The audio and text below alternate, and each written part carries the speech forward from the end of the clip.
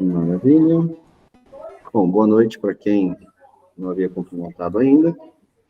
E estamos começando aí esse semestre na área de fundamentos de redes de computadores, o nosso último encontro virtual. Opa, quase o último encontro virtual. Vocês terão novidades aí nas próximas semanas também. Tá? A gente vai estar discutindo mais um pequeno detalhezinho em alguns pontos, junto com a parte aí de arquitetura de computadores. Mas, sem muitas delongas e deixando a surpresa aí mais para os próximos dias, tá? A gente vai discutir hoje, né, finalzinho, né, da disciplina de fundamentos de redes. Então, são basicamente 4 temas ali, mas eu acho que um ponto que a gente precisa discutir bastante, principalmente quando a gente trata da parte de redes, né, da parte de comunicação, a troca de informações, né, está relacionada ao quê? A segurança da informação que está sendo enviada, né? A segurança na troca de informações que está acontecendo. Então, nada vai funcionar 100% se a gente não tomar o cuidado com a segurança. Ainda mais hoje, né? No universo que nós estamos vivendo, né, esse universo tecnológico, onde a informação é algo primordial para qualquer coisa. E a gente também tem, né, a LGPD, né, que é a Lei Geral de Proteção a Dados, que vem, vamos dizer assim, colocando uma pressão maior, né, nas nossas costas com relação à segurança desses dados. Então, hoje, a troca de informação, ela é fundamental, claro, mas a gente tem que tomar muito cuidado em como essa informação é transmitida nesses meios e como essa informação é tratada. Tá? Então, não adianta a gente ter ali os melhores protocolos de comunicação, né, se a gente não tiver a segurança na comunicação dessas informações. Como que a gente vai manter essa segurança? Como que a gente vai gerenciar, controlar essa segurança? Bom, existem vários pontos, né? Existem vários controles, vários aplicativos que a gente consegue estar gerando essa segurança. E muitos deles a gente consegue fazer uso nos nossos próprios equipamentos. Tá? Ah, professor, mas eu não tenho uma rede dentro da minha casa. Você tem, a gente já conversou sobre isso, vocês têm uma rede, né? Já existe uma conexão externa, que é a conexão do provedor de internet que vocês estão acessando, seja NET, Vivo, enfim, que vocês estão utilizando. Já chega essa conexão, vocês têm um roteador, e esse roteador, ele está provendo dentro da casa de vocês, dentro do escritório que vocês trabalham, na empresa que vocês trabalham, uma rede. Então, vocês têm uma rede, é uma LAN, mas vocês têm uma rede. Ah, mas eu não tenho cabo, mas tem Wi-Fi, também é uma rede. E vocês podem ter essa segurança dentro da própria rede de vocês. Ah, mas eu não troco informações assim tão sigilosas. Trocam. Com certeza vocês trocam. Principalmente se vocês fazem o quê? Acesso ao banco, né? Acesso à faculdade, né? São informações que vocês têm. E essas informações, elas têm que ser tratadas, elas têm que ser mantidas e não pode estar aberto, né, para qualquer pessoa conseguir esse processo de invasão. Então, o que a gente precisa ter para poder estar gerenciando isso? Bom, pensando na rede de vocês, um antivírus. Ah, mas o antivírus já vai me ajudar com relação a isso? Um antivírus bom, ele já vai ter um controle que vai bloquear determinados acessos dentro da máquina de vocês. Claro que o foco de um antivírus não é exatamente estar evitando uma invasão, mas ele consegue identificar pontos, né, que a invasão está causando. Mas Posso melhorar isso? Sim. Além do antivírus, vocês podem trabalhar com firewall, né? Vocês podem ter aí um sistema que vai fazer a detecção de uma possível intrusão, né? E, basicamente, para uma rede local e simples, esses seriam os dois pontos a serem tratados. Quando a gente pensa numa empresa de grande porte, né, que utiliza, que tem essa comunicação, por exemplo, a gente tem uma empresa que tem várias filiais, e existe uma comunicação entre essas filiais. Como que a informação entre essas filiais são tratadas, são organizadas? Provavelmente essas empresas elas têm uma conexão diferenciada da rede, que é o quê? Uma VPN, né? Uma virtual, né? Uma network virtual personal privada, uma private virtual network, ou seja, uma rede privada de comunicação. Por quê? Somente os dados dessa empresa que vão trafegar nessa VPN, vão trafegar nessa comunicação entre uma filial e outra, ou entre uma filial e a sede. Tá? Então, são meios que a gente vai conseguindo gerenciar isso e controlar, né, toda essa parte. Além disso, né, a gente vai também poder configurar um firewall dentro do nosso computador. A gente vai poder gerenciar quais os sites que a gente vai poder acessar, quais as portas que ficarão abertas. Tá? A gente tem um gerenciamento do que está acontecendo. E tudo isso é vital para o funcionamento da rede e a segurança da informação que está sendo trafegada.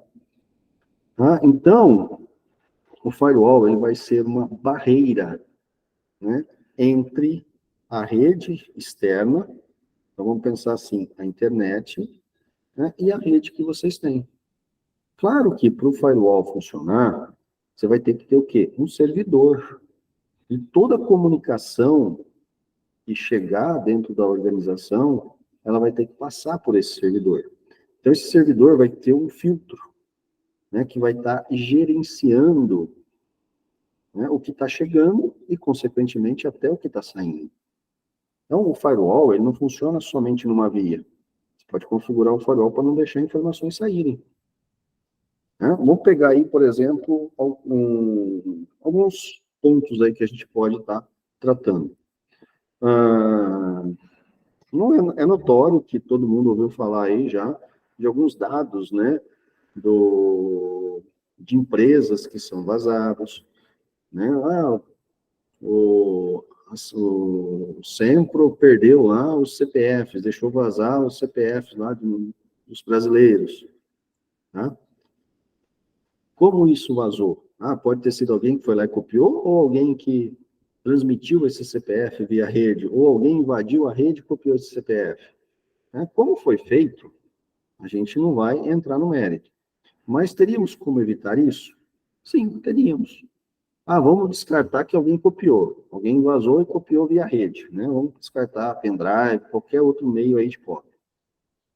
Quando a gente tem um firewall, eu consigo bloquear o que está saindo dessa rede e restringir determinadas informações. E quando a informação vai entrar, eu também consigo restringir as informações que estão saindo.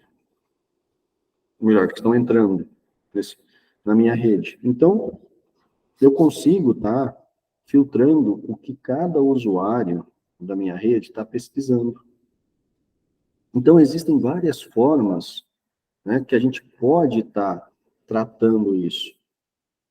Eu posso configurar, por exemplo, o meu firewall para evitar que qualquer site fora do Brasil seja acessado.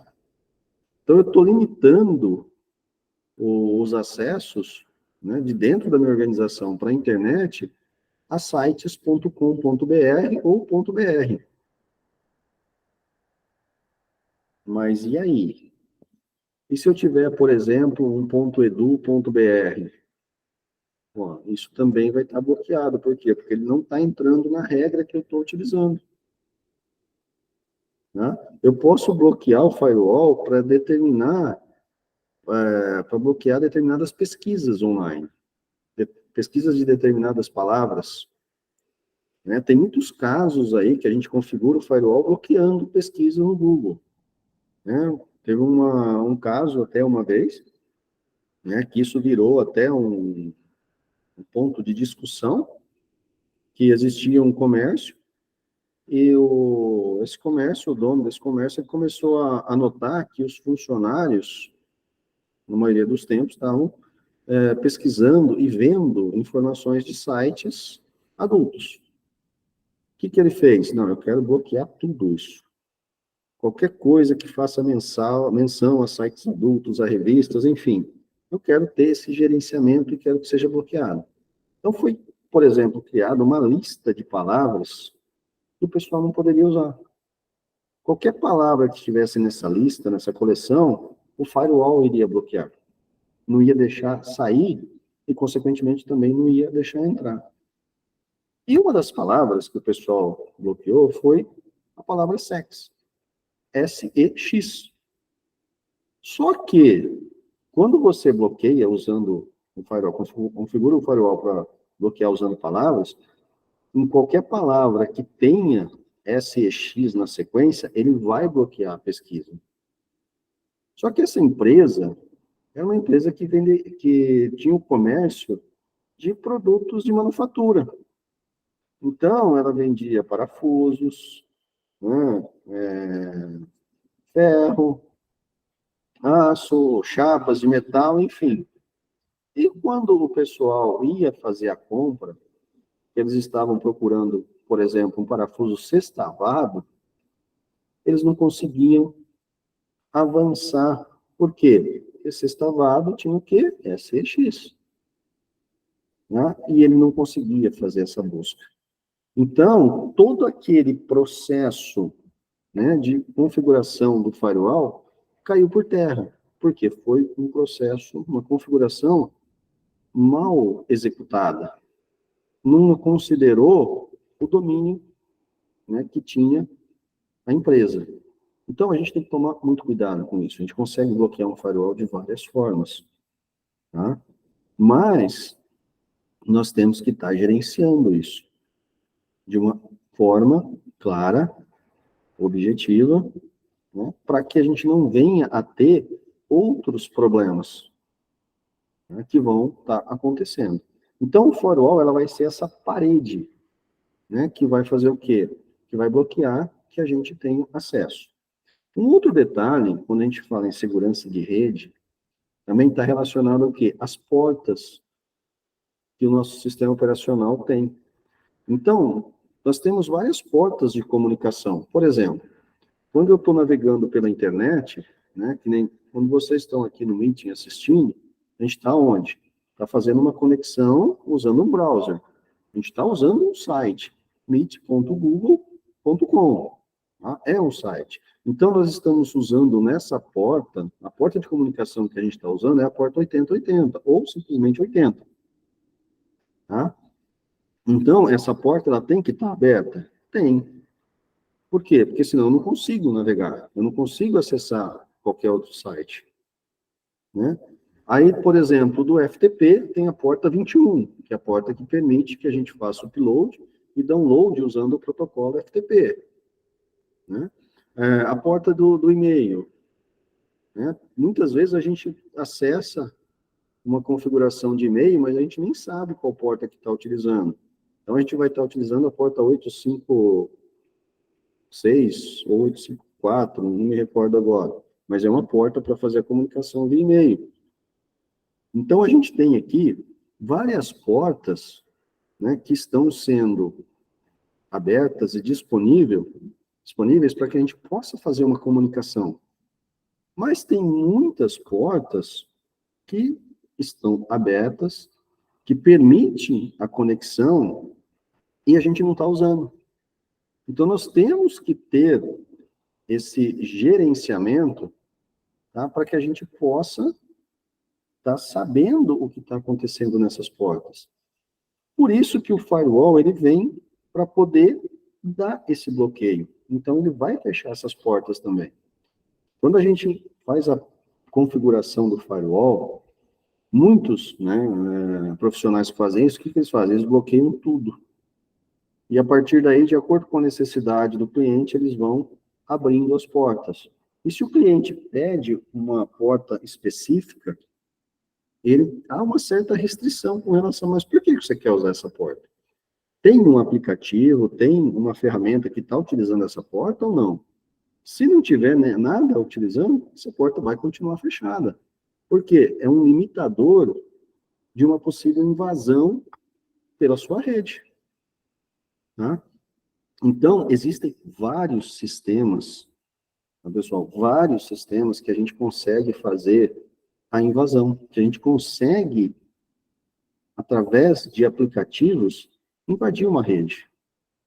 Tá? Para vocês terem uma ideia, eu não uso ele mais, tá? Mas tem uma versão do Linux, chamada Kali Linux, que é uma versão do sistema operacional Linux especificamente preparada para invasão de redes. E computadores, invasões diversas. Tá? Através dela, você consegue, utilizando aplicativos, você começa invadindo o quê? Um roteador. Você consegue quebrar a senha do roteador. Partindo do roteador, você consegue ter acesso à rede da pessoa. Por quê? Você passa a ser uma máquina que está nessa rede. Você conseguiu acesso ao roteador. A partir daí, você consegue visualizar as máquinas que estão nessa rede, os dispositivos mobile, impressoras, enfim, você tem acesso a todas as máquinas, né? Todos os periféricos que estão conectados a essa rede. Estando conectado na rede, você começa a ter opções que você pode estar utilizando. Que opções que você pode estar utilizando? Você pode começar a monitorar o fluxo de dados, né, dessa rede. O que é monitorar o fluxo de dados? É você começar a pegar os pacotes que estão sendo transmitidos. Então, eu consigo estar fazendo uma invasão, tá? E verificando o quê? O que está sendo transmitido pelos pacotes nessa rede. Pelo TCP/IP, ou somente IP, e pelo DP. E através desses pacotes, a gente consegue identificar a informação que está ali.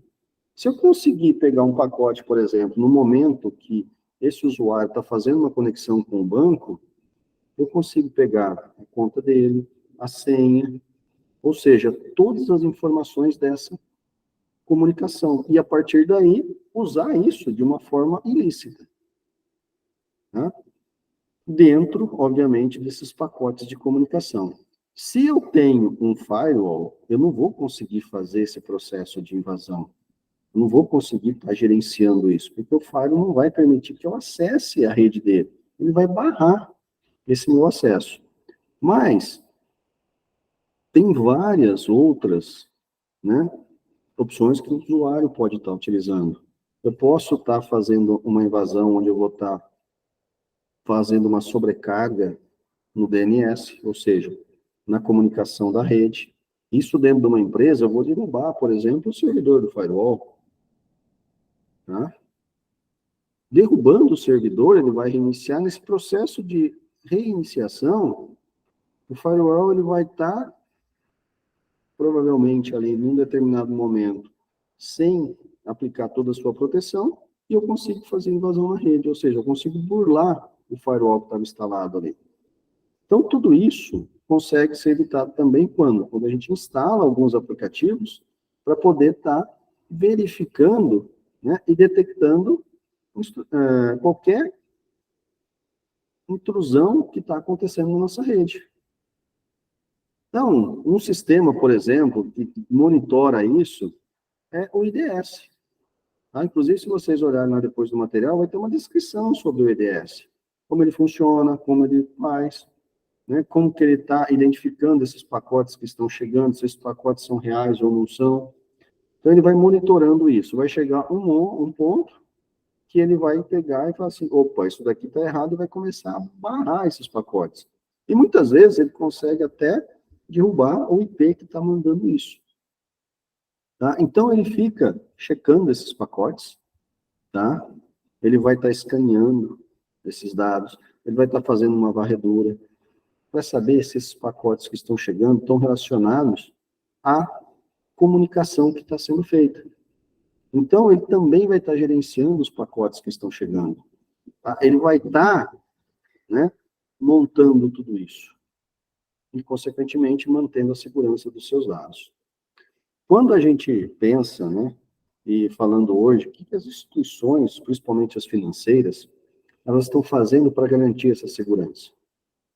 Por exemplo, eu vou dar um exemplo, obviamente, de um dos bancos, né, que eu utilizo. O Banco do Brasil, por exemplo. Toda vez que você vai acessar o site do Banco do Brasil, pelo desktop ou pelo notebook, né, vamos dizer assim, pelo browser, ele exige que tenha alguns protocolos de segurança instalados na máquina. Por quê? São esses protocolos que vão permitir uma conexão segura entre a máquina do cliente com o servidor do banco. Essa informação ela vai ser criptografada por esses aplicativos. Na hora que chegar no banco, ela vai ser o quê? Descriptografada, e a partir daí, o sistema lá no servidor vai conseguir gerenciar isso. Tá? Então, tem que ter esse controle. Essa é uma segurança, que é o quê? Uma criptografia extra no momento da transmissão. Por que que o banco opta por trabalhar dessa forma? Por criptografar os pacotes, além do que já vem criptografado pelos protocolos de rede? Porque é uma forma de garantir essa segurança a um baixo custo. Né? O banco ele poderia colocar o quê? Uma rede privada. Uma conexão direta da máquina do cliente com o servidor. Agora, o custo de implantação disso. O custo disso tudo é um custo muito alto. Tá? O banco não tem 1, 2 clientes, ele não vai ter 1, 2 conexões de VPN. Ele pode ter milhares, dezenas de milhares, centenas de milhares de conexões ao mesmo tempo. Imagine criar centenas de milhares de conexões em 1 minuto. Tá? Não existe um provedor, um servidor que vai conseguir gerenciar todas essas redes privadas. Então, e nem bancar todo esse custo, porque não é um custo barato. Então, ele procura trabalhar com o quê? Com esse tipo de segurança, que é algo que a gente também tem que estar observando. Tá? O que para grandes empresas funciona bem, ele vai ter que desenvolver esse processo de segurança. Uma grande empresa que tem uma conexão entre uma filial e uma sede, por exemplo, talvez não seja interessante ter esse tipo de conexão, né, onde a gente vai ter uma criptografia extra. Nesse caso, para ter desempenho, né, e às vezes até redução de custo, ele vai ter uma VPN, que vai ser uma rede privada, que vai conectar um servidor na filial ao servidor na matriz, tá? E dessa forma, as informações que estão transitando nessa rede são únicas e exclusivas dessa empresa, tá? Um servidor, uma prestadora de serviço que implementa VPNs, ela faz a conexão, mesmo que virtual, do ponto A ao ponto B, e mais nada consegue acessar essa conexão. Então, dentro de uma VPN, o processo de invasão ele é muito mais difícil, tá? Porque está sendo gerenciada essa rede. É como se saísse um cabo da matriz e fosse um cabo até a filial, e fosse ligado ali numa rede ponto a ponto. É um gerenciamento diferente, é um gerenciamento melhor, mas isso envolve custo para poder estar gerenciando. Tá? Tem um software, tem contratação de um provedor que vai fornecer essa VPN, então tem um custo bem maior. Tá? Então, há várias formas da gente estar gerenciando isso. Temos que tomar cuidado com isso? Sim, mas vocês vão ver aí que, se vocês até pesquisarem um pouquinho na internet sobre empresas que prestam serviço, né, de VPNs, vocês vão encontrar vários ali, e é até interessante, porque vocês leiam, né, como que funciona esse serviço, como que ele é prestado, quais os recursos que eles estão utilizando, tá? Justamente para ter todo esse controle, né, de segurança dentro dessas VPNs, tá? Para ajudar esse controle de segurança, isso já está também definido, né, numa conexão de rede, a gente tem o quê? Alguns protocolos. Por exemplo, o PGP, né, que vai ser um protocolo aí que vai estar gerenciando aí todo o sistema de criptografia, tá, dentro de uma rede. O SSH, que é o Security Shell, né, que é um programa que vai estar gerenciando aí, tá, toda essa parte de comunicação de login remoto. Por exemplo, eu posso trabalhar um e-mail, por exemplo, usando um protocolo SSH de segurança de conexão, de login e senha, tá? Um SSL, né, que é o quê? Uma tecnologia para comunicação de criptografia e autenticação. Tá? Então, o que acontece? Eu tenho uma senha, e essa senha ela vai autenticar um pacote que está chegando. Né? Se essa senha autenticar esse pacote é um pacote válido. Então, eu posso aceitar esse pacote na origem, desculpa, no destino. Se não, descarta-se esse pacote. TLS, né, que são protocolos aí também utilizados aonde? Dentro de uma comunicação via e-mail junto com o SSL. E, por último aí, mas não menos importante, que a gente pode estar discutindo, porque são vários que a gente vai encontrar na lista aí, o HTTPS, que é uma conexão segura para acessar um servidor. Se vocês olharem o site, né, o link de uma instituição financeira, você vai ver que o protocolo que ele está utilizando para comunicação não é somente o HTTP, é o HTTPS, que é um HTTP com uma segurança maior. Tá?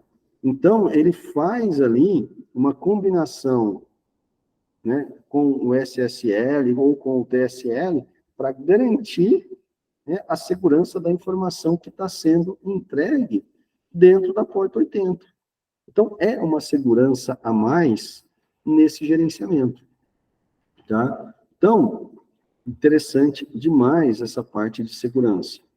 Tá? E aí você consegue fazer o quê? Está gerenciando, né, os pacotes que estão sendo transmitidos e como esses pacotes estão sendo transmitidos. Tá? Como eu já comentei também, a gente vai ter o quê? Toda essa parte de criptografia. Né? O pacote, ele pode sair criptografado. Né? Os bancos, eles fazem essa criptografia para transmitir essa informação. Eu posso implementar uma rotina de criptografia?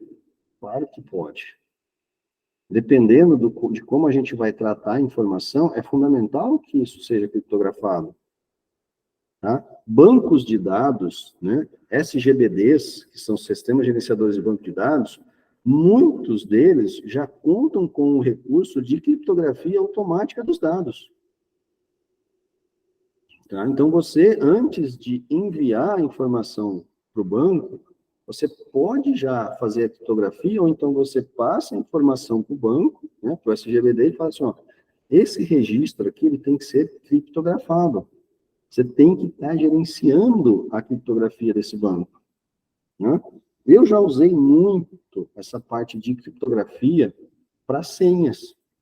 Então, a gente tinha um sistema, as informações eram gravadas aonde? Dentro de uma base de dados, fazendo uso de um SGBD, e eu tinha que guardar a senha do usuário. Por exemplo, o usuário que fazia login no sistema, o usuário José, a senha dele era José. Eu não poderia guardar lá no banco, usuário José, senha José. Qualquer pessoa que acessar o banco de dados vai ver que a senha do José é José. Né? E a partir daí, ele simplesmente vai lá no sistema e coloca José, José, e acessa o sistema como se fosse o José. Então, vamos criptografar a senha para colocar uma série de caracteres especiais ali, para que ninguém saiba que a senha real que está ali é José. Vai aparecer um conjunto de caracteres. Às vezes José tem 4 letras, aparece um conjunto lá de 22 letras. Tá? Por quê? Porque foi a criptografia utilizada e vai depender também aí vamos dizer assim, da potência dessa criptografia. É uma criptografia de 64 bits, é uma criptografia de 128, é uma criptografia de 256, de 512, de 1024, tá? Então, hoje, né, se eu pegar, por exemplo, uma criptografia de 1024, é praticamente impossível, né, com o hardware que nós temos hoje, quebrar essa criptografia sem ter uma palavra-chave. Tá? Por quê? Porque a gente não tem poder computacional para isso. Né? Que é o quê? Uma das maiores preocupações, né, que existe hoje com esse anúncio da computação quântica é justamente esse conceito de criptografia que nós utilizamos hoje. Se eu pegar, segundo a proposta, né, na teoria, um computador quântico, em fração de segundos, ele vai quebrar qualquer criptografia, mesmo que essa criptografia seja em 1024 bits. Tá? Ele vai quebrar isso muito rápido. Por quê? A capacidade de processamento, o poder de processamento dele é muito maior. Então, a gente tem que tomar cuidado com esse detalhe. A gente tem que tomar cuidado com essas informações que a gente está fazendo. E a criptografia dessas informações é muito útil. Tá? Ah, mas então eu vou criptografar todo o meu banco? Não, você não precisa criptografar todo o seu banco. Você vai criptografar as informações mais importantes. Mas você vai ter que garantir também que o restante tenha uma certa segurança. Tá? Hoje a gente não vê tanto. Tá? Vou abrir aqui alguns exemplos com relação à parte de segurança. Hoje a gente não vê falar tanto, mas na década de 80, quando começou-se, né, o advento da internet, as páginas pessoais, o comércio eletrônico, né, era muita loja querendo vender seu produto. E a forma com que os sites eram desenvolvidas era muito simples de você fazer uma invasão. Tá? Muitos sites que pediam login e senha, através do processo chamado de injeção SQL, ou seja, que você colocava um SQL para rodar dentro de um SQL, você conseguia invadir um site. Você conseguia gerenciar e fazer invasão desse site. Muitas informações eram tratadas dentro de uma página HTML. Qualquer browser hoje que você pega, vai lá nos 3 pontinhos e fala, eu quero ver o código dessa página, ele lista o código da página para você. E a partir dali você pode fazer mudanças nesse código e mudar o valor de um produto para que você possa estar comprando. Né? Existem relatos de sites europeus que vendiam carros de luxo, por exemplo, a Ferrari. Por exemplo, a Ferrari custa R$1 milhão. Né? Se a gente converter em dólar, vamos colocar lá, vai, 300 mil dólares, ou 300 mil libras, vamos pensar dessa forma. O usuário, o invasor, ele conseguia alterar a página e fazer a compra dessa Ferrari por $2. Isso foi fato, isso aconteceu. Tá? Claro que quem comprou, ele não ficou com o carro, mas ele quis mostrar para aquela empresa que o site dela era falho. Não tinha essa questão de segurança. Então, hoje, a gente tem todo um cuidado, né, como eu disse, em criptografar os pacotes que estão sendo transmitidos e tudo mais, mas a gente também tem que pensar na parte de software para poder garantir essa segurança na parte de software. Temos que fazer softwares mais seguros. E todo esse conceito de segurança da rede tem que estar enraizado dentro do software que a gente está desenvolvendo, dentro do software que a gente pretende desenvolver. Porque a gente vai tratar isso de uma forma, né, que não vai nos causar problemas no futuro, principalmente dada a questão da segurança que a gente tem que ter. Né? Um outro detalhe também que eu queria comentar com vocês aqui, né? Bom, já falei essa parte da criptografia, já falei essa questão, né, da autenticação, quando a gente consegue fazer uma injeção de código SQL, por isso que a gente tem que usar os protocolos, por exemplo, SSH, SSL, para poder estar gerenciando isso, TLS também, que é um dos protocolos que faz essa parte de segurança. Então, tudo isso a gente tem que ter o cuidado de estar tratando, né? Os protocolos que a gente utiliza numa camada de aplicação, que são os aplicativos, vão ajudar a ter essa segurança? Vão, mas a segurança é onde? Na transmissão dos dados. Não adianta eu ter uma grande segurança na transmissão dos dados se a hora que eu chego na aplicação, a aplicação é falha com relação à segurança. Por quê? Porque ele vai dar brecha para uma possível invasão. Tá? Então, nós temos que barrar isso. Nós temos que entender esse conceito para poder estar gerenciando.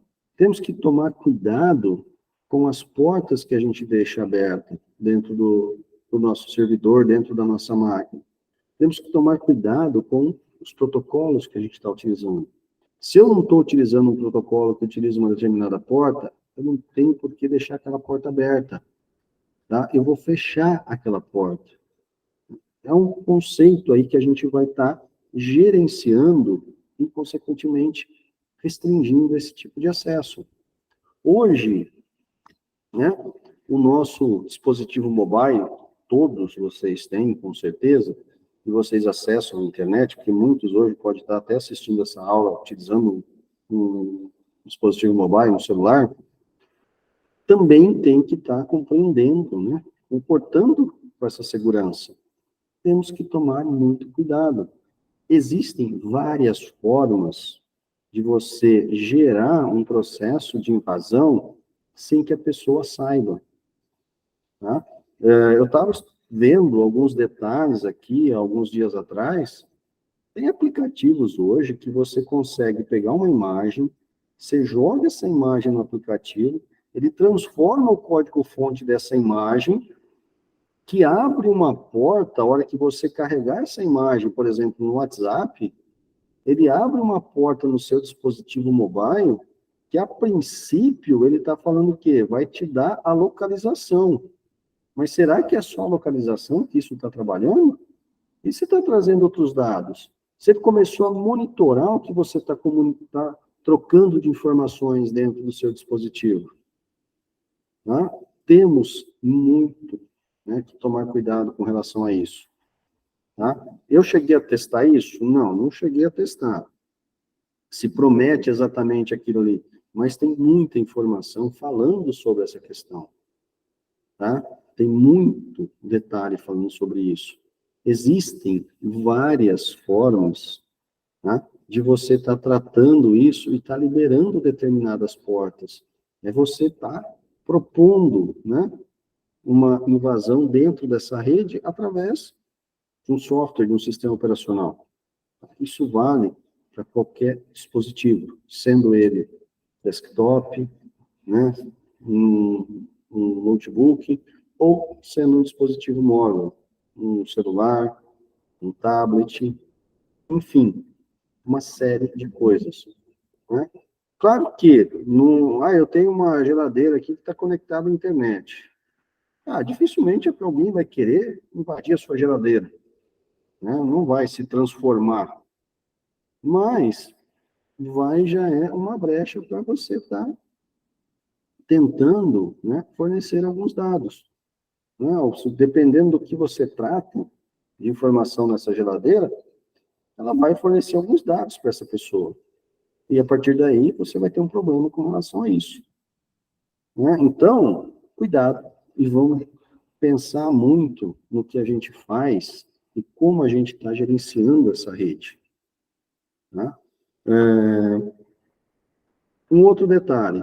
Por que quando vocês vão num shopping, por exemplo, e vocês vão utilizar o Wi-Fi desse shopping, eles pedem que você informe o seu CPF e a sua senha, para a partir daí permitir que vocês acessem o Wi-Fi e, consequentemente, naveguem na nuvem.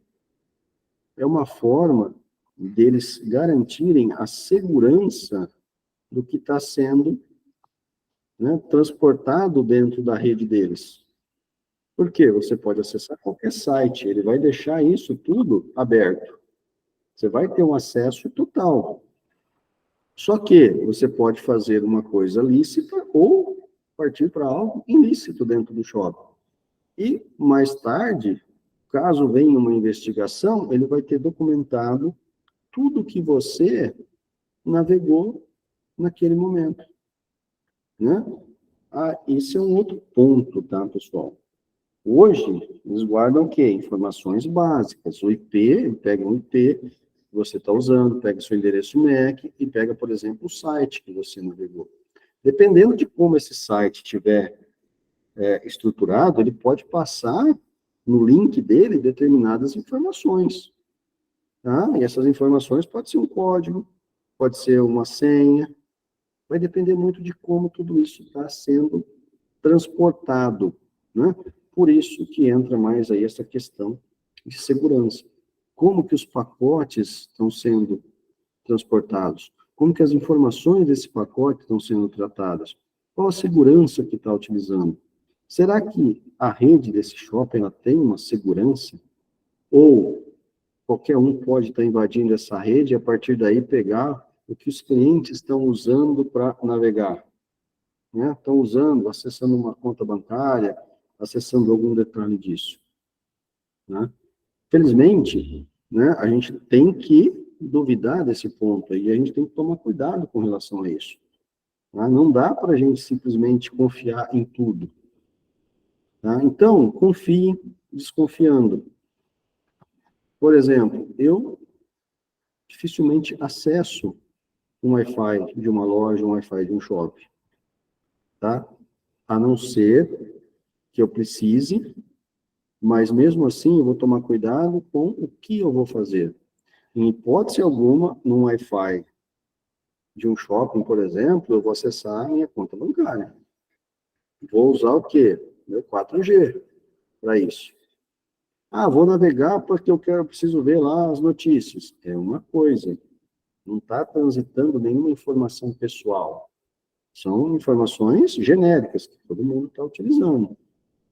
A probabilidade disso ficar documentado lá existe, claro que existe, é uma segurança deles.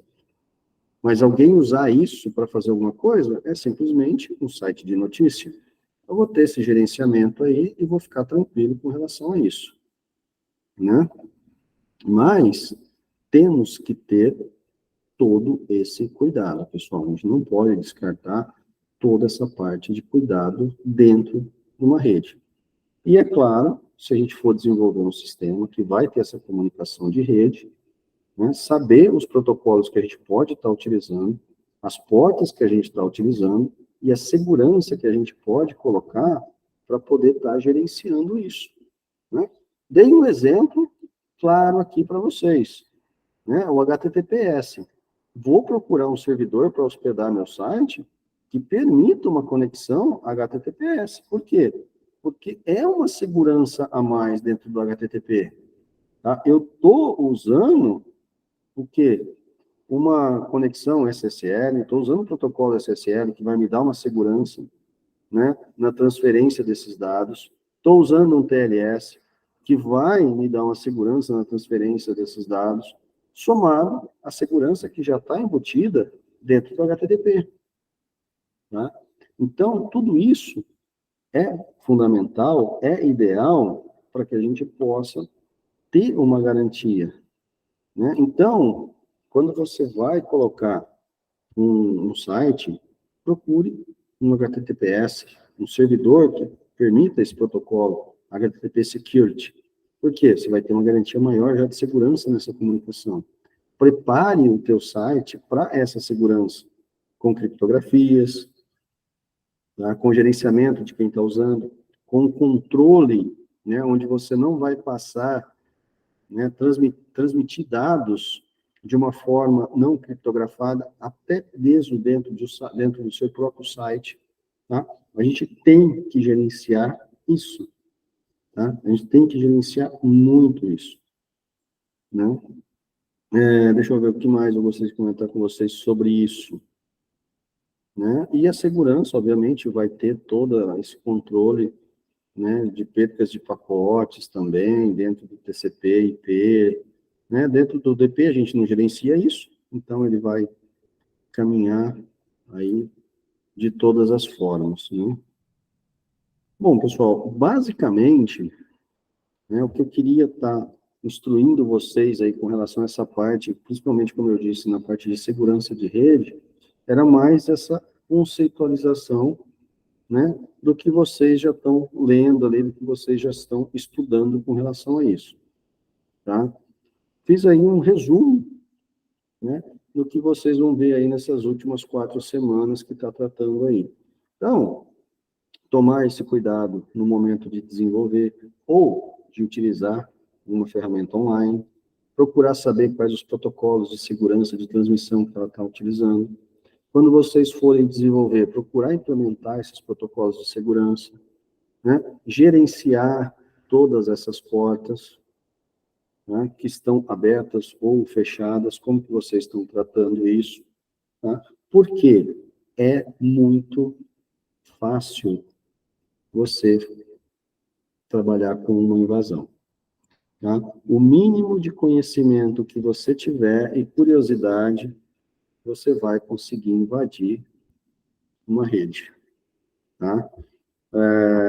Na minha época, né, que eu estava fazendo, eu estava nas disciplinas do mestrado, isso aproximadamente 2010, por aí, eu fiz uma disciplina de segurança, né, e justamente segurança para redes. Então, claro que foi abordado um tema muito mais pesado, né, muito mais focado na questão de segurança. Como que a gente faz isso? Como que a gente gerencia? Chegando até o ponto da gente ter um controle do que o usuário estava fazendo na máquina. Saber isso. Né? E muitas vezes, né, antes de eu até fazer essa disciplina, eu trabalhava numa empresa e algumas vezes a gente estava lá aguardando a empresa abrir de manhã, de repente parava uma, duas viaturas da Polícia Civil. Tá? E o pessoal chegava assim, quem é técnico aqui? Quem conhece de tal coisa? Ah, fulano, fulano, vem. Não, mas não, por quê? O que aconteceu? Não fizemos nada. Não, vem, preciso de 2. Vem 2 aqui. Cara, dependendo da fiscalização que fosse ser feita, a gente chegava na empresa e os caras simplesmente chegavam assim, ó, a gente vai chegar na empresa, a gente quer salvar o máximo possível de informação que estão nos computadores. Por quê? A gente quer analisar aquelas informações. Tá? Então, tudo isso que está sendo transmitido, ou que está sendo acessado no momento, tem que ser salvo. O que a gente chegava? Pegava lá que os desks estavam lá, e o pessoal ficava assustado, a gente chegava e simplesmente tirava da tomada. Ah, não desligava o Windows, o Linux, o sistema operacional? Não, a gente chegava e tirava da tomada. Por quê? Porque a gente tinha que salvar todos os dados que estavam sendo trafegados ali, todos os dados que estavam sendo processados naquele momento. E quer queira, quer não, o sistema operacional guarda um histórico disso, que são os arquivos temporários. O sistema operacional guarda o histórico daquele momento, do que está sendo transmitido e qual a conexão que ele está tendo na rede com outras máquinas. Tá? O que o pessoal fazia? Identificava depois, lá na frente, depois que a gente levava tudo, que a máquina 1, por exemplo, estava conectada no servidor 10. Só que na relação que eles haviam pego das máquinas, não existia esse servidor 10. E aí eles voltavam lá e iam em busca desse servidor 10. Por quê? Provavelmente esse servidor 10 era um caixa 2, por exemplo. Né? E eles precisavam daquele servidor por quê? Porque ali ia ter informações mais concisas. Então, da mesma forma que esse processo, né, local funcionava, Né? O que que acontecia? A gente também consegue fazer esse processo numa invasão. Né? Então, presenciei isso, passei por isso em umas dessas batidas para pegar essas máquinas. Mas depois, fazendo a disciplina, a gente não fazia esse trabalho local. A gente começou a fazer esse trabalho online. E o professor dessa disciplina, ele tinha um ambiente virtual que ele usava para treinamento de segurança de redes. E a prova final da disciplina dele, ele resolveu abrir esse ambiente e ele criou algumas regras, né, de invasão que a gente teria que estar utilizando para poder invadir e pegar dados dessas máquinas. E existia uma comunicação entre essa rede. Era uma rede dinâmica que emulava uma rede dentro de uma empresa. E a gente tinha que fazer o quê? Fazer invasão, a gente tinha que buscar esses dados, identificar esses dados, então a gente tinha que trabalhar com arquivos temporários. Só que para isso a gente tinha que fazer o quê? Invadir as máquinas. A gente tinha que invadir essa rede. Tá? A gente tinha muita coisa para invadir essa rede? Não. O único ponto que a gente tinha era um endereço IP, que era o endereço IP que a gente ia utilizar para dar o primeiro passo, né? Que era como se fosse assim, o IP do servidor dessa rede. E a partir daí, a gente tinha que invadir o servidor, e a partir da invasão do servidor, acessar as outras máquinas. E era um ambiente, mais ou menos, de umas 43 máquinas, com Windows, com Linux, né? Tinha várias distribuições do Linux, várias distribuições do Windows, e através desse IP é que a gente partia para fazer essa invasão. O que que a gente utilizava? Bom, o primeiro ponto é saber qual que é o sistema operacional que está rodando no servidor. Qual que é a versão desse sistema operacional. E a partir daí, buscar falhas nessa versão do sistema operacional que a gente conseguiria estar utilizando nesse processo de invasão. Como que a gente identificava essas falhas? Usando o log de correções do Windows ou do Linux. Então, a gente tinha essa informação já disponível. Bastava pesquisar no próprio site da Microsoft quais foram, né, as correções que foram feitas na versão desse sistema operacional. Ah, corrigiu-se isso porque a porta tal estava aberta, a porta tal tinha uma falha, tal coisa tinha uma falha que permitia invasão de tal ponto. E a partir daí, a gente explorava essas falhas, que é o que o pessoal faz hoje. Qual que é a versão? Eu tenho um IP lá do teu roteador. Entrei no teu roteador, o que que aparece para mim? A sua rede. Por quê? Porque você não tem um servidor ali com firewall. Senão, ia aparecer o quê? O servidor com firewall. Seria uma etapa a mais, aonde o invasor vai ter que burlar o firewall. Mas você também, naquele firewall, vai ter algumas informações que você vai conseguir pegar que vai poder te ajudar no processo de invasão. Por quê? O firewall é um sistema. O sistema tem manutenção. E as empresas são obrigadas a soltar um log do que foi corrigido naquele sistema, em cada versão. E de acordo com a versão que ele tem, você consegue explorar aquelas falhas. E a partir daí você vai fazendo a invasão. Por isso que é fundamental manter o sistema operacional atualizado. Se o Android, que vocês usam, por exemplo, um dispositivo mobile que usa o Android, mantém o seu Android atualizado. Se você usa um dispositivo que tem o iOS da Apple, né, mantém o iOS atualizado. Sempre com as últimas versões. Por quê? Isso vai dificultar qualquer processo de invasão. Ah, vai restringir tudo? Não, mas vai dificultar. Tá? E utilizem aí softwares de comunicação que vão te dar uma garantia de criptografia. Tá? Ah, vou trabalhar numa empresa e a gente vai ter que hospedar um site da empresa de vendas. Vamos tomar cuidado, usar um HTTPS para hospedar esse site, para poder ter acesso. Tá? Pessoal, olha, com o tempo, Nada é impossível para ser feito.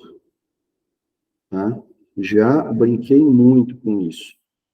Já explorei muito essas vulnerabilidades de sistema operacional, de rede no passado. Portas, então, nossa. Primeiro ponto, né? Eu vou invadir um servidor. Tá? Vou invadir o servidor. Qual que é o primeiro ponto? Saber qual que é o IP dessa máquina. Aonde eu acho o IP dessa máquina? Se o site não seguiu alguns critérios de segurança, vendo o código-fonte do site, eu já consigo saber qual que é o IP. Eu preciso saber qual servidor que ele está hospedado.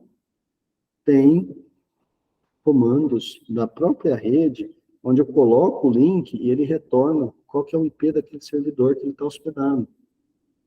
Cheguei no IP, fiz uma conexão com o IP, tá aí agora, o que eu vou fazer?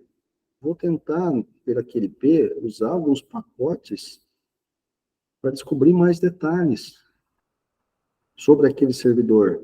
Vai chegar ao ponto que ele vai, aonde?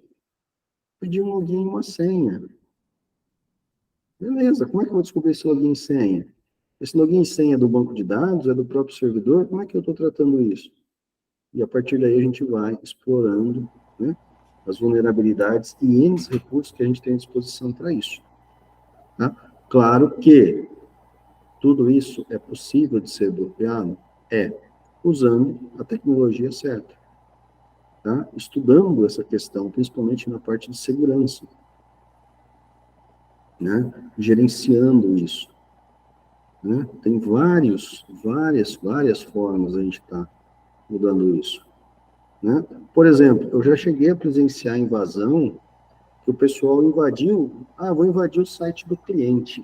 Não, eu não preciso invadir um banco para poder, supostamente, furtar alguma coisa lá.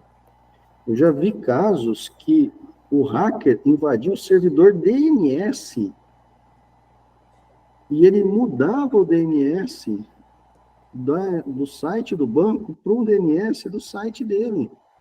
E ele criou um site cópia do banco, por exemplo. Ele invadiu o servidor DNS. Então, o que o usuário fazia? Ele digitava lá http, por exemplo, bb.com.br, só que a hora que chegava a solicitação para pegar o DNS lá no servidor de DNS, ao invés de passar o DNS correto do Banco do Brasil, passava um DNS que o hacker havia colocado lá, que direcionava o acesso para o site fake que ele havia desenvolvido. E a partir daí, o usuário chegava, logar, digitava a senha, digitava a conta, o número da conta, a agência, digitava a senha e já registrava isso no arquivo dele.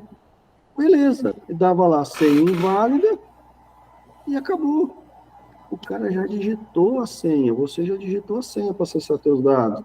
Ele pegava aquilo ali, entrava, digitava a senha no banco e pegava, fazia transferência, fazia empréstimos, enfim, sacava. Ele poderia ir até uma agência, usar esses dados. O cara, do nada, ele, precisamos validar a senha da sua conta, e não só a senha internet. Né? E a partir daí, ia no caixa eletrônico, sem qualquer identificação, número da conta, senha tal, bonitinho, sacava o dinheiro. Tá? Olha, ele invadiu o banco? Não. Ele invadiu o servidor DNS, que não tem nada a ver com as instituições financeiras. E a partir dali ele conseguia mudar qualquer DNS que estava hospedado ali naquele servidor. Tá? Claro que isso foi algo assim que, nesse caso, a empresa que mantém o servidor DNS, que é responsável pela segurança ali. Tá? Mas é algo que aconteceu já? Aconteceu.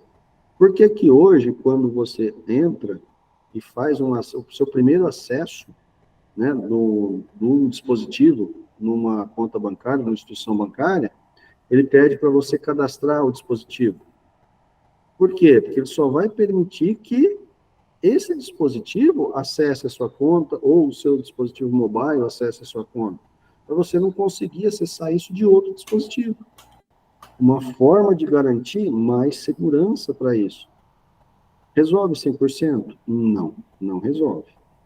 E não pensem que a todo momento não está tendo invasão, né, em instituições financeiras.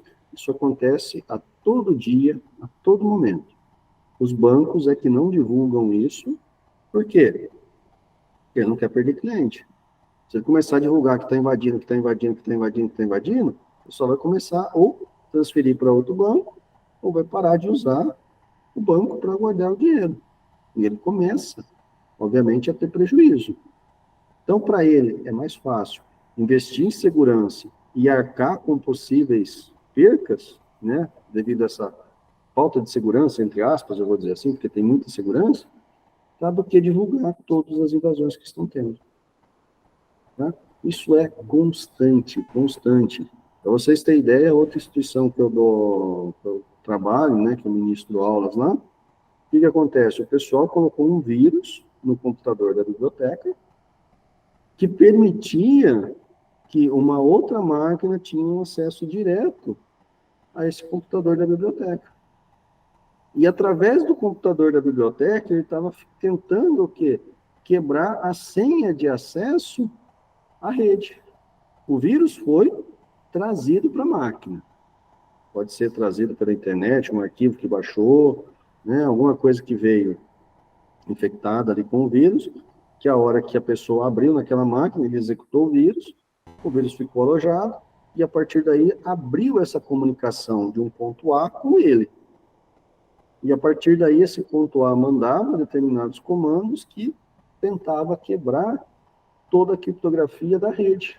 Ou, até então, derrubar o servidor de rede para poder achar uma brecha e, consequentemente, invadir a rede da instituição. Então, tudo isso são fatos. E como a gente identifica isso? Monitorando. Tá? Por isso que tem as políticas de segurança, que vão estar monitorando o que está acontecendo, monitorando o tráfego na rede. Se alguma coisa de anormal acontecer, o administrador já vai ficar sabendo que foi o que aconteceu na faculdade. Né? A gente conseguiu, monitorando esses detalhes, identificar que tinha uma máquina que estava sobrecarregando a rede, e a partir do momento que a gente identificou a máquina, a gente foi lá e conseguiu identificar o vírus que estava causando isso. Tá? Então, são processos. Ele estava fazendo o quê? Ele estava fazendo um ataque dentro do DNS da faculdade para poder derrubar o servidor e, a partir daí, achar algumas brechas durante, né, a reinicialização desse servidor e, consequentemente, fazer a invasão. Beleza, pessoal? Teve um caso, professor, que eu tava tendo aula de... Também já tive aula de redes, né? Só que era em outra faculdade, quando eu fazia outra faculdade e tudo mais, né? E aí ele trabalhava numa... Esse meu professor de redes, ele trabalhava em outra empresa, né? De aviação. Não vou citar o nome, não é o caso. Sim. Teve uma pessoa que ela trabalhava dentro na parte de vendas, né? Lá, que ela desviava o dinheiro que vinha da parte online, né? Pra conta dela, pra ela falar que ela tava vendendo pra ela ganhar mais. Só que aí os caras foram e pegaram ela, né, na parte de redes lá, viu lá que o que ela tava fazendo pelo computador. E ela, né, a empresa ainda foi justa com ela, né, falou assim, ó, ou você pede as contas, né, sai fora, ou você vai ser presa, né, nesse caso. Sim. É uma segunda chance, né? Uhum. Então, respondendo a Adriane aqui, era uma empresa privada, Adriane. Essa empresa ela estava sendo investigada por sonegação de impostos. Tá? Tinha o Caixa 2.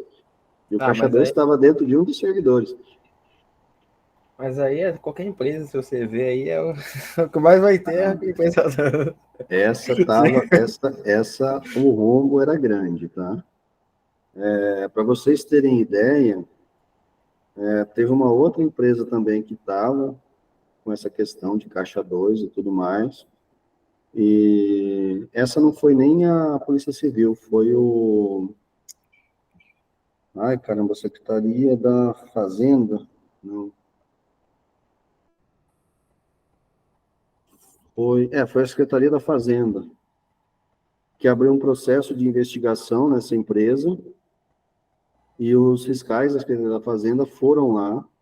Teve uma vez que eles entraram com mandato de apreensão de máquinas e tudo mais, identificaram que também existia um fluxo muito grande, né, de comunicação entre as máquinas com um determinado servidor, só que eles não achavam esse servidor. Tinha esse fluxo de comunicação, só que nenhuma das máquinas que eles apreenderam eram esses servidores. Eram esse servidor. Ninguém achava esse servidor. Mas tinha conexão.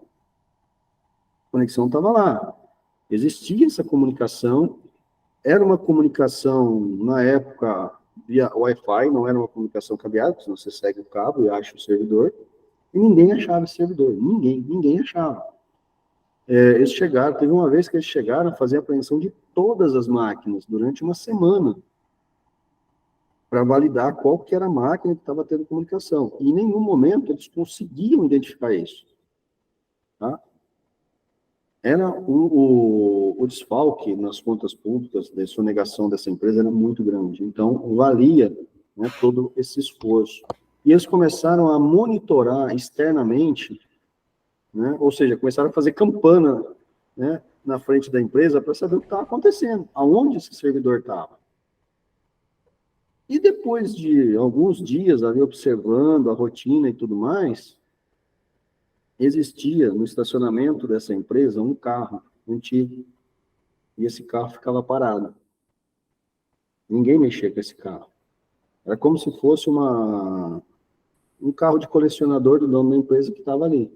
E eles começaram a notar que todo dia de manhã alguém ia nesse carro, abria a porta, fazia alguma coisa e saía. Abria uma porta, fazia alguma coisa e saía. Eles começaram, viram que tinha uma rotina dessa pessoa ir nesse carro. E eles começaram a observar isso. E um belo dia eles resolveram ir lá averiguar isso. Chegaram também com a batida e tudo mais, só que pegaram, né, as máquinas, só que o foco não era as máquinas em si, era saber o que tinha dentro daquele carro. E eles descobriram que lá dentro do carro, no porta-malas do carro, era onde estava o servidor. E toda vez que a pessoa ia lá, ela estava fazendo o quê? Ligando a conexão Wi-Fi com aquele servidor para poder garantir a comunicação para o caixa 2. Aí foi onde eles pegaram a empresa e descobriram todo o rombo, né, de sonegação de imposto que estava ali. Através de onde? Identificando a comunicação via rede. É pra colocar um Raspberry escondido assim, ó, em cima dele. Quero ver achar aquele negócio. Não acha nunca.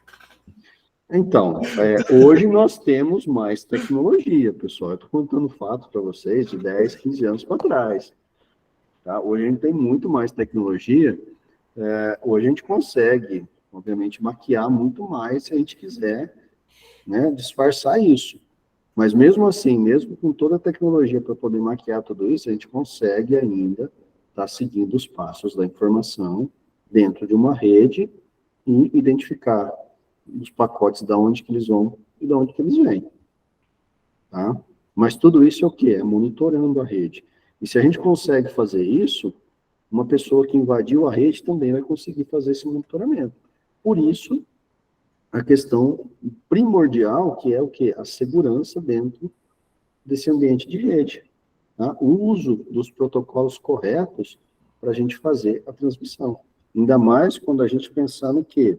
No desenvolvimento de um aplicativo que vai funcionar em rede e também, obviamente, na configuração de como essa rede vai funcionar relacionada à segurança e relacionado à parte de software que você vai estar tratando dentro, né, desse ambiente, dessa LAN, né, enfim, dessa rede que você está gerenciando ou que você está implementando. Tá? Ou até que você está desenvolvendo um software para poder estar fazendo aí uso, né, dos recursos dentro dela. Beleza? Dúvidas ou está tranquilo? Eu falei demais, né? Mas bom, professor. Oi, professor, tá me ouvindo? Perfeito, Me Adriana. escuta? Boa noite. Boa noite. Essa parte de segurança Eu acho muito interessante, muito bacana. Eu tenho muita vontade de aprender bastante sobre isso. Infelizmente, devido à minha rotina, o conteúdo desse conteúdo eu não li ainda nos PDFs, mas eu vou ler, vou me inteirar bastante. Eu queria saber se eu posso fazer uma pergunta sobre o IP das máquinas. Não é o assunto de hoje, mas posso? Sim, sem problema, não precisa nem perguntar. Não, eu fiquei muito curiosa, assim, que aquela versão IPv4 e que agora existe o IPv6, né? E a quantidade de bits que aumentou no IPv6 lá ficou enorme, daí eles resolveram transformar em hexadecimal. Para mim ficou uma maluquice, mas eu entendi. Achei interessantíssimo. A minha pergunta a partir de que momento que um computador recebe pela primeira vez um IP? Quando que é atribuído um endereço IP para um computador? E esse endereço, pelo que eu entendi, ele muda conforme a rede que eu me conecto, uma parte do IP ele muda porque é a identificação da rede. É isso? Então, se você tratar de uma forma, é isso. Se você tratar de outra, não é. Quando a gente pensa no endereço IP que vai fazer a conexão, a gente pode ter um IP dinâmico ou a gente pode ter um IP fixo. O que é um IP fixo? Vou começar falando com IP fixo. Você vai lá e define, essa máquina vai ter o seguinte IP. Vamos pensar em IPv4, que é mais fácil de explicar e falar os dados do que o IPv6, que a gente vai ter uma quantidade maior de letras e números e tudo mais. O IPv4 só trabalha com números.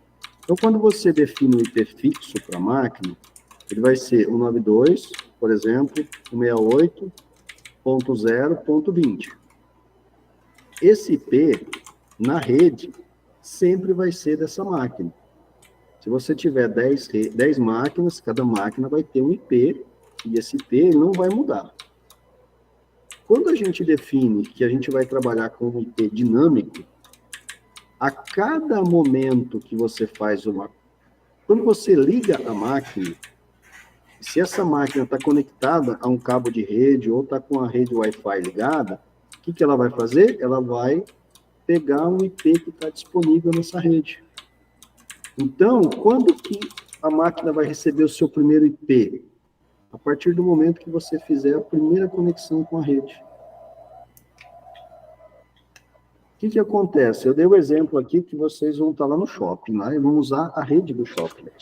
Entendi. Que eu fiquei pensando na questão, por exemplo, de um notebook, né? Que você conecta em vários locais diferentes.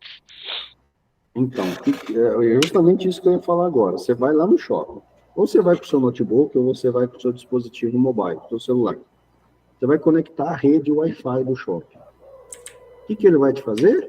Se você tiver configurado um IP fixo, ele não vai conectar. Por quê? Porque a configuração do seu IP pode não ser a mesma da configuração da rede do shopping. Não vai ser o mesmo gateway, não vai ser a mesma máscara de subrede, e, consequentemente, pode não ser o mesmo formato de IP. Então, você não vai conseguir se conectar. Agora, quando a gente trabalha com IP dinâmico, a partir do momento que você conectar na rede do shopping, que você se cadastrar, e você fazer o seu login, o seu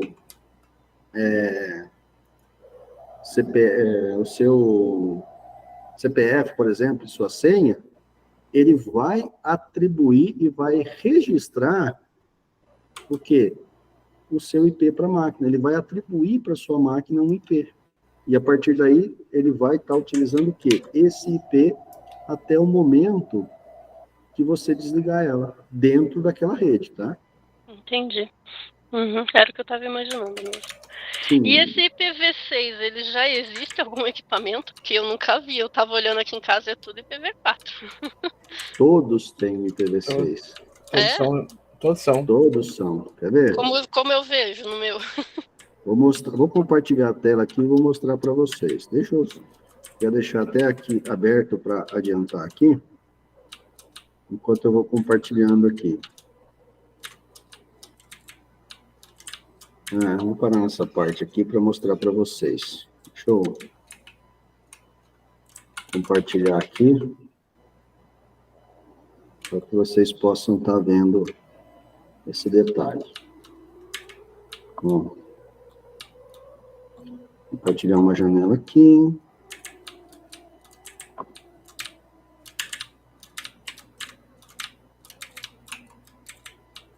Tá? Então, eu estou aqui na parte de configurações, ó. Eu vim aqui no Windows, já estão visualizando aí, né? Eu vim aqui, ó, no Windows, Sim. configurações, e ele me trouxe essa tela de configurações aqui.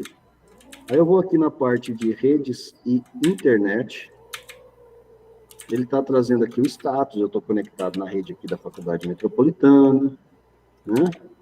E eu tenho aqui, por exemplo, não é internet, deixa eu achar aqui meus dispositivos.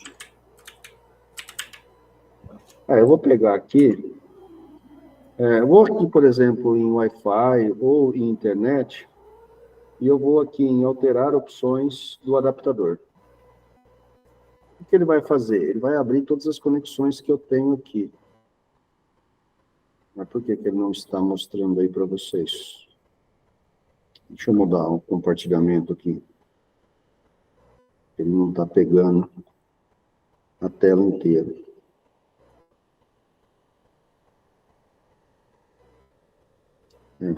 Aqui já vai. Então, eu tenho aqui... Foi. Eu tenho aqui, ó, conexão com a rede Bluetooth, que está desativada. Uma conexão Ethernet, que também está desativada, porque eu não tenho cabo conectado. Mas eu tenho aqui uma conexão Wi-Fi, ó. Se eu clicar o botão direito nessa conexão Wi-Fi e propriedades, tá? Isso vale tanto para Ethernet aqui também, tá, pessoal? Ele vai trazer essa tela aqui também. Notem aqui que nas propriedades, ó, eu tenho protocolo IPv4, IP versão 4, e eu tenho aqui, ó, protocolo IP versão 6. Então, já está configurado para vocês o IPv4 e IPv6. Muito legal, não sabia. E aqui, ó, se eu clicar o botão direito, melhor, se eu clicar aqui em IPv4, por exemplo, clicar em propriedades, ele vai falar que eu tenho aqui, ó, obter um endereço IP automaticamente. Quando essa opção está marcada, significa que ele que vai pegar o IP que está disponível dentro de uma rede. Por que eu uso essa opção sempre dessa forma? Porque eu estou usando a rede aqui da Metropolitana, aí eu saio daqui, vou para minha casa, eu estou usando a rede da minha casa, aí eu saio da minha casa, vou para outra faculdade, eu vou usar a rede da outra faculdade. Então, cada ambiente que eu estou nessa rede, ela tem uma configuração diferente. E quando eu quero obter o endereço IP de forma automática, ele vai se adaptar a essa configuração de rede e vai me retornar o IP que está disponível. Aí já respondeu a minha primeira pergunta lá, quando é que ele atribui IP, né? Isso. É aí. Se eu quiser definir um IP fixo, eu marco aqui, ó, usar o seguinte endereço IP. Só que aí eu vou ter que digitar o IP, por exemplo, 192, né, 168, por exemplo, 123.14. Já vai trazer aqui a máscara de subrede automaticamente, e eu vou colocar o gateway aqui, por exemplo, 192, 168, 123, 1, que vai ser o meu gateway. Tá? Claro que, se eu clicar OK aqui e confirmar esse status de IP, com certeza a nossa conexão agora acabou. Porque eu não vou conseguir me conectar a rede nenhuma. Porque é um padrão que eu criei agora e que vai ser totalmente diferente da rede que eu estou agora. Tá? Então, a maioria não, né?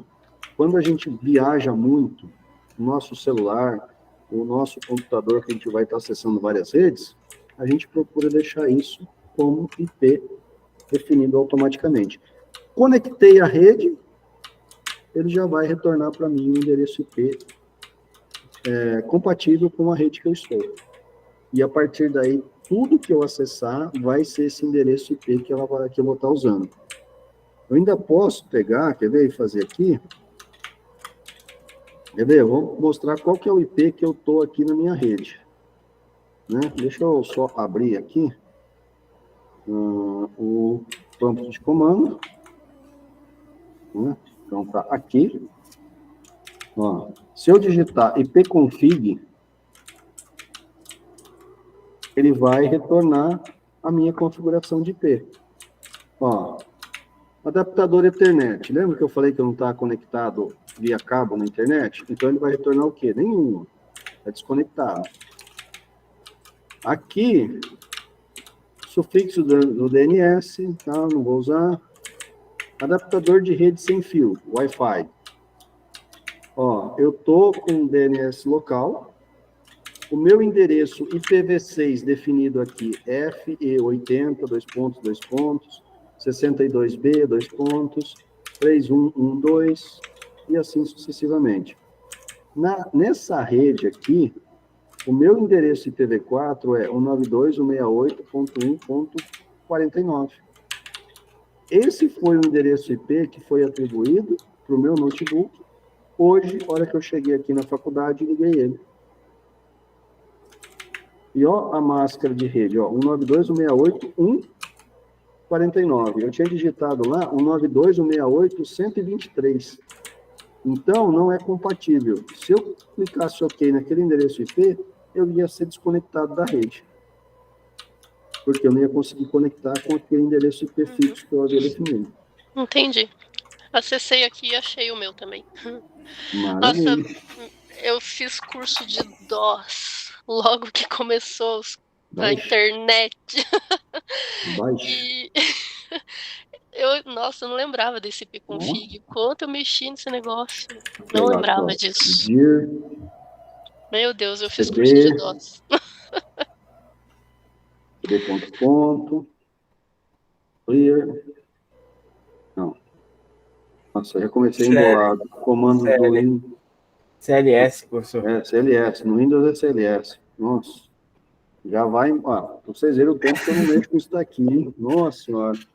É que no Linux Fiquei você tranquila. no Linux você manda um Se clear. Se o professor não lembra, então eu tô sucia.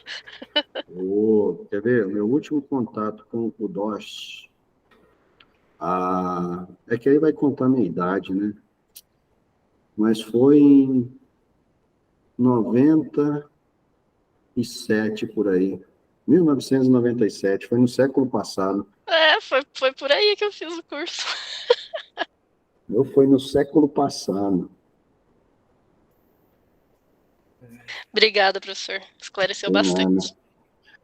Então, ó, é tempo. Pra vocês terem ideia, eu comecei a mexer comecei a fazer alguma coisa na parte de TI antes da existência do DOS. Meu primeiro contato, na verdade, com o computador foi... Vou fazer conta aqui, peraí. Há mais ou menos 1985, por aí. Não, 85 eu tinha 10 anos, não, tinha mais. 85, não, 1987, por aí. 87. 5, 13... Não, 88, pronto. 1988, meu primeiro contato com o computador. Eu já comecei desenvolvendo software em DBase. DBase 2. Não era nada desse tipo hoje, que você simplesmente aperta um botão e já carrega sistema operacional. Você tinha que pegar um disquete, colocar na máquina, aí você ligava a máquina, ele começava a ler esse disquete, aí eles falavam, insira o disco 2, aí você tirava, colocava o 2, aí lia. Insira o 3, aí você tirava, colocava o 3, ele lia. Aí aparecia lá, o que você quer fazer? Aí eu quero programar em DBase. Insira o disco 1 do DBase. Aí você colocava o disco 1, o 2, ótimo, agora pode programar. Aí você desenvolvia, aí ele executava. Quer salvar? Quero. Insira o disco que você quer salvar. Colocava o disco, mandava salvar, aí ele salvava. E quando você trocava a ordem dos discos, então? Aí nada mais funcionava. Aí já era. E a gente fazia muito isso, porque eu não gostava do fulano, vamos inverter as ordens do disco para ele. Ai, olha só. Aí ele ficava 2 horas para tentar. Essa parte aí eu pulei, já peguei a mais fácil. Gerenciar isso. Então, em 1988, mais ou menos, eu já estava nesse naipe aí de começar já a programar alguma coisinha já. A primeira coisa que eu fiz, eu acho que foi uma avaliação. 5 questões de múltipla escolha, ele listava as questões, você informava qual era a questão, e no final ele dava a tua nota. Não foi um Hello World, professor? Olha, um Não. Hello World. Não, tudo bem, né? Foi uma aplicação, né? Foi uma aplicação. Naquele tempo você chegava... A maldição. Você chegava ali e colocava, né? Olá. Né? Pronto. Olá não é conhecido. Dá até para a gente dar um ping aqui, ó. A rede. O ping -T aí, o servidor, você sabe a sua velocidade, se tá boa ou tá ruim. Ixi, não quero nem ver aqui, porque tem um monte de gente fazendo coisa aqui agora. Vai ser... Não, você tem que colocar um site, né? Tem que colocar, por exemplo, ó, quero saber o IP do Google, por exemplo, ping-t, www.google.com. O IP do Google é 142.251.128.132. E ele está conectando bem, ó, tá ativo. Ó, já dá para invadir. Não dá não, porque esse daí é IP mascarado. Mas aqui já é um começo para você chegar lá. Desmascara. É aquele negócio, né, professor? Não é porque você sabe o seu IP que você vai conseguir, né? A mesma coisa do endereço, né? Você vai conseguir invadir. Você tem que ter a chave ali, ó. Respeita a minha história. Tem que ter a chave ali, ó, para conseguir. Ele a tem chave experiência. Respeita a minha história. Tem experiência. Eu não vou falar nada porque o negócio está sendo gravado. Ensina aí. Só usar o Kali Linux ali, né, com o sistema de PEN. Vou ficar quietinho, está sendo gravado. Tudo que você disser pode e será usado contra você. Então, vou ficar quietinho por enquanto. Assunto para uma outra conversa. Mas, assim, a questão da segurança é primordial, pessoal. Hoje, evoluiu muito. Né? Hoje a gente, assim, para falar num contexto de invasão e tudo mais, não é tão simples hoje como era antes, né? Mas a gente tem que tomar muito cuidado mesmo assim, por quê? Porque a gente tem que aplicar as boas práticas de segurança.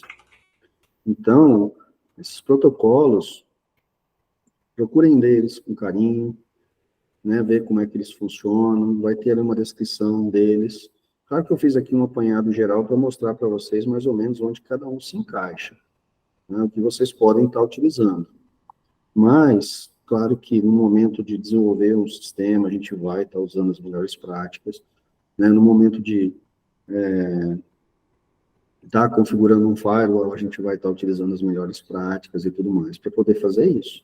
Porque tem todo, né, um contexto, e existem hoje muitas ferramentas, né, que a gente consegue estar utilizando para poder fazer esse gerenciamento. Dá para a gente dominar todas? Esquece. É impossível.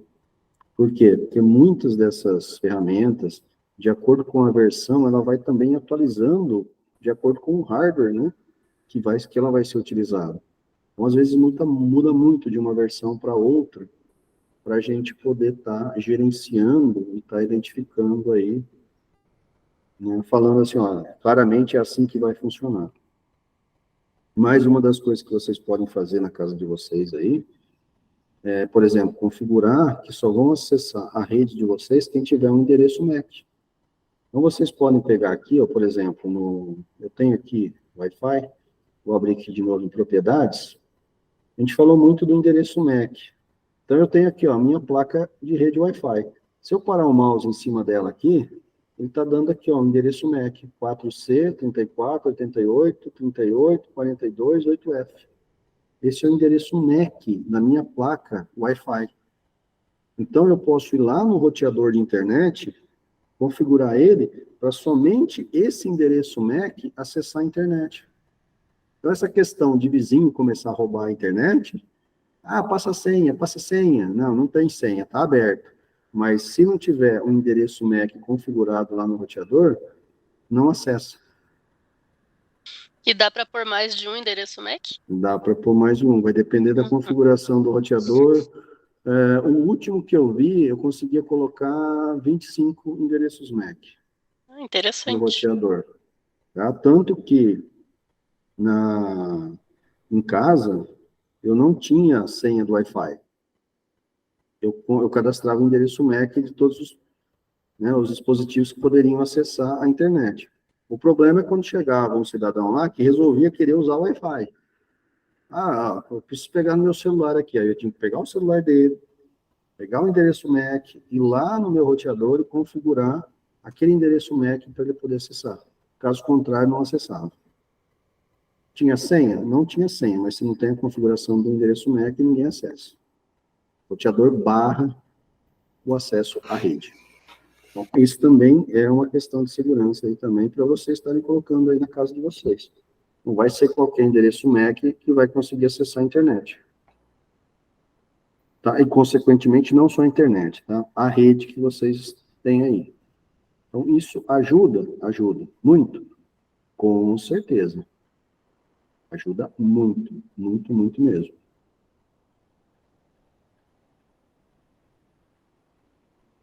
E é muito legal trabalhar essa parte de configuração. Hoje eu já abandonei, tá?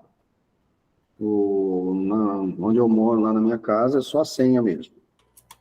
Porque tem alguns roteadores agora que estão com essa questão de, se ele reiniciar, ele perde toda a configuração e volta para a configuração original.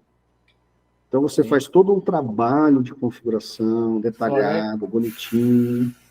Aí acaba a energia, rodou. Também, né? Fora que a Vivo bloqueia também, dependendo. Tipo, por exemplo, eu uso o Vivo, vou mexer dentro do roteador, eles falam assim que você não pode, que o roteador é deles. Eles ficam lá bloqueando a sua conexão, eles meio que travam a sua conexão, aí você tem que ligar lá para eles liberar de novo a sua conexão, senão eles não deixam. Então, o meu é da Telefônica, né? Da Claro.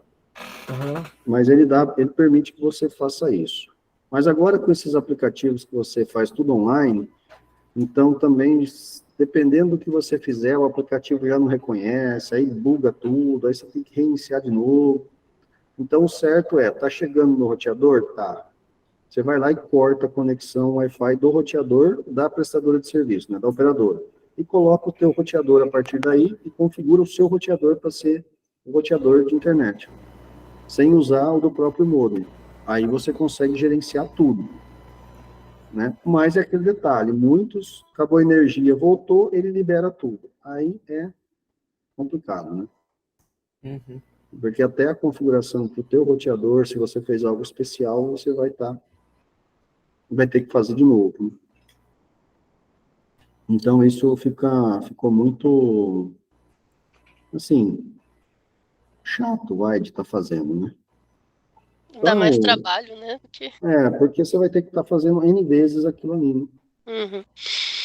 É só fazer um script .bat que ele configura tudo, aí só executa, ele já ponto e já era. Tem essa questão do ponto BAT também, mas você vai ter que conectar, vai ter que rodar o script, vai ter que fazer a configuração. Uhum. Aí o pessoal da operadora manda um comando para atualizar o firmware do roteador, o teu script já não vai funcionar de novo, você vai ter que reescrever o script. O que é comum deles fazerem, até sem você saber.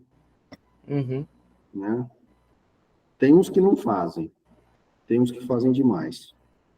Na faculdade, por exemplo, o roteador estava desatualizado, o firmware lá, os caras falaram assim, não, mas está desatualizado isso daqui. Essa versão é de 5 anos atrás. O cara colocou quase 1000 versões mais novas lá.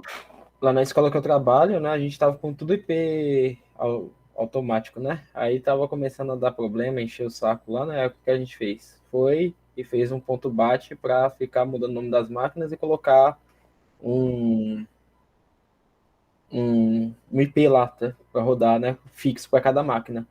né? A gente foi e fez um IP fixo para cada máquina. A gente fez isso uma configuração, né? E colocou o Python para ficar incrementando mais um, mais dois, mais três, mais quatro em cada um, né? Um for ele gerou vários ponto bat.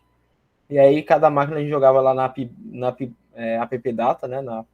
De cada máquina, jogava no servidor. Aí tinha um atalho dentro do servidor para app data. A gente só jogava lá, já abria a app data do próprio computador e só executava e deixou lá tudo rapidão de fazer, porque dentro da AppData, né, quando tem um atalho, sim, já vai direto para a máquina que a gente quer.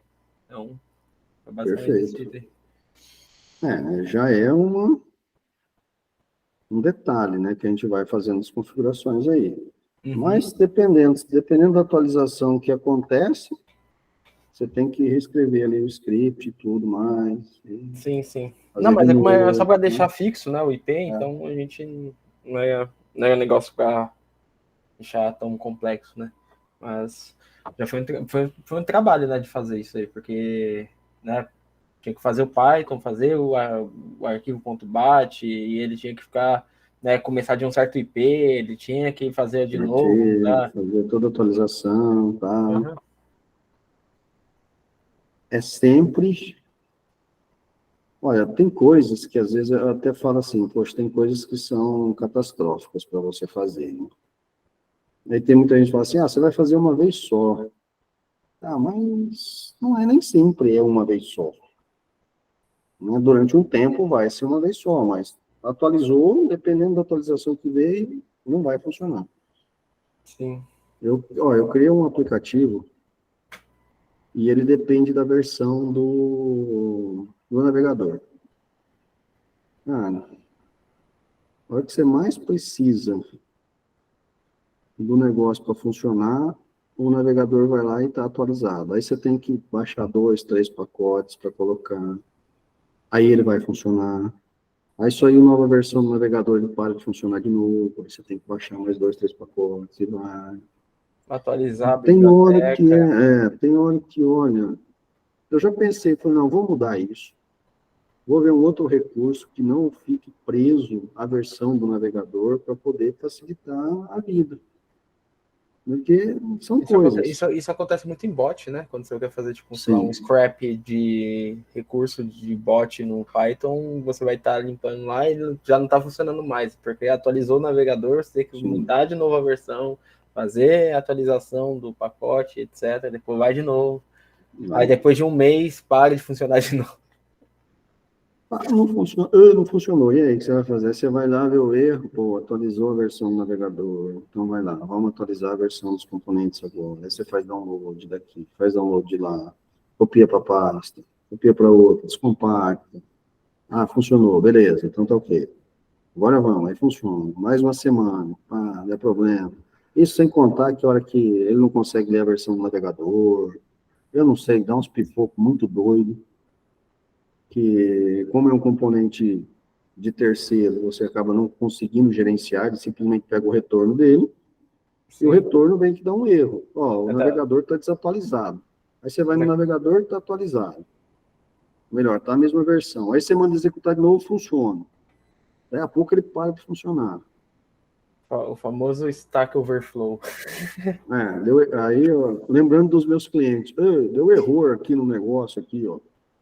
Deu erro. Tá aqui erro. Não o meu tava dando erro também. Antes eu te mandar, tava dando erro na hora de download. Só que tava dando erro aqui no que eu tô usando, que é o Opera, né? Eu uso o Opera aqui, aí eu tinha desenvolvido no Google Chrome, o aplicativo. Aí no Google Chrome, quando eu coloquei no Google Chrome, tava funcionando. Mas no Opera não tava funcionando. Eu falei, caramba. Aí eu fui e arrumei que era um erro, né? Porque tem que gerar um link, não pode ser. Aqui tem que ser link. Não pode ser botão. Trocou a cor da grama e o negócio já pode funcionar. E hoje, quando a gente desenvolve a gente desenvolve online, né? A parte mais complicada é o quê? Transparência com relação aos browsers. Funciona no Chrome, mas não funciona no Edge. Mas não funciona no Opera. Mas não funciona não sei aonde. Não, mas funciona nesse. Mas no outro, isso daí não está funcionando. Não, isso aí é só Oi, Fabiano, travou, você travou. Eu travei, voltei? Alô? Agora voltou. Ah, colocar lá, uso específico Google Chrome. Então, você tem que usar esse, tá? Esse daqui, ó, obrigatório, senão foi desenvolvido nesse, então não use esse. Para melhor experiência, né? Coloca assim, para melhor experiência, use esse. Ah, tá bugado. Não, use esse aqui, tá aqui, ó, melhor experiência. Ah, mas eu não gosto desse. Não interessa se você gosta ou não gosta, você vai usar esse. E assim vai. Mas aí, pessoal, alguma dúvida a mais ou tá tranquilo com relação à nossa conversa de hoje? Para mim, tudo bem. Eu espero que minha nota do lá esteja certa, né? Não seja, espero que não esteja nenhuma pegadinha naquele, sei lá, da tabuada do 5, né? Seja só tabuada do 5. Então, né?